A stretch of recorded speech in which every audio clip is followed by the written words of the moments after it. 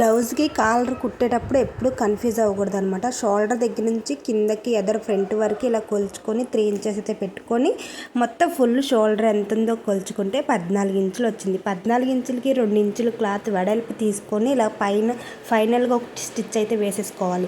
పలక షేప్ అయితే రాకూడదండి, కింద రౌండ్ షేప్ అయితే రావాలి, గుర్తుపెట్టుకోండి. ఇది ఇలా తిరగలు తీసేసుకొని మనం చివర్లో అయితే ఉంటుంది కదా, అక్కడ కొంచెం ఇలా కత్తిరితే ఇలా చేసేసుకొని సెంటర్లో మార్కింగ్ పెట్టుకొని బ్లౌజ్కి కూడా వీపు సెంటర్లో మార్కింగ్ పెట్టుకొని ఆ మార్కింగ్ ఈ మార్కింగ్ కలుపుకొని ఇలాగా అటు ఇటు కుట్టుకోవాలన్నమాట.